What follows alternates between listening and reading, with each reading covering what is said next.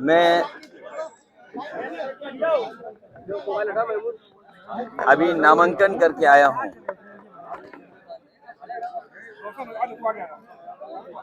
मुझे याद आ रहा है,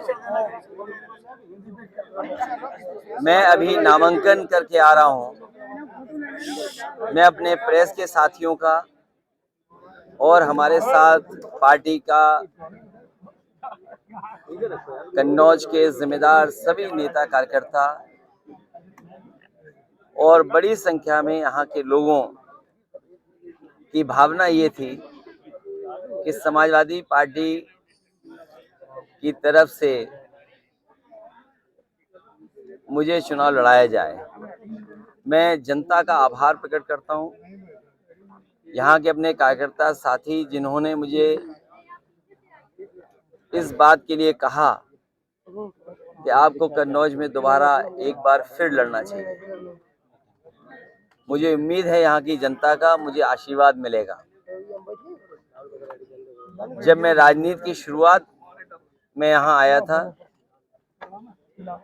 उस समय जनेश्वर मिश्र जी, अमर सिंह अंकल, नेताजी आदरणीय आजम खान साहब और बड़ी संख्या में उस समय के नेतृत्व समय समय पर यहाँ आया था और मुझे नेताजी ने यहाँ पहली बार चुनाव लड़ने का फैसला लिया था। और वो दिन है, आज फिर मैं जनता के बीच में जा रहा हूँ। कन्नौज की जनता ने उस समय भी आशीर्वाद दिया था। मुझे उम्मीद है कि इस बार भी कन्नौज की जनता उससे बड़ा आशीर्वाद देकर के लोकसभा में समाजवादी पार्टी का समर्थन सहयोग करेगी। ये चुनाव नकारात्मक राजनीति को खत्म करेगा। ये कन्नौज का चुनाव लगातार नकारात्मक राजनीति को खत्म करेगा और जो कन्नौज की पहचान रही है, खुशबू, सुगंध, खुशबू की, मोहब्बत की, प्यार का एक बार फिर दौर कन्नौज में आएगा। जो महक कन्नौज की है, जो खुशबू कन्नौज की है, उसको और आगे बढ़ाने का काम, फैलाने का काम हम लोग करेंगे। कन्नौज के विकास के लिए, कन्नौज के लोगों के सम्मान के लिए और कन्नौज की पहचान के लिए, क्योंकि कन्नौज का इतिहास बहुत शानदार रहा है। कन्नौज का कारोबार उसने अपना न केवल भारत में बल्कि दुनिया में स्थान बनाया।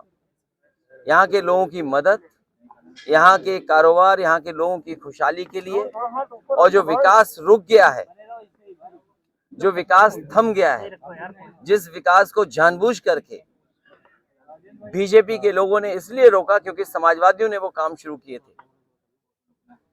बीजेपी के लोगों ने नकारात्मक राजनीति की।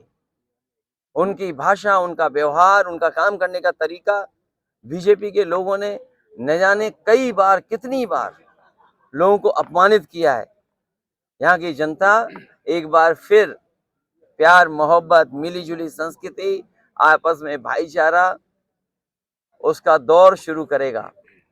कन्नौज की जनता के लिए क्या संदेश रहेगा? मैं कन्नौज की जनता के लिए पहले भी सेवा करने आया था और कन्नौज की जनता ने विकास होते हुए देखा है।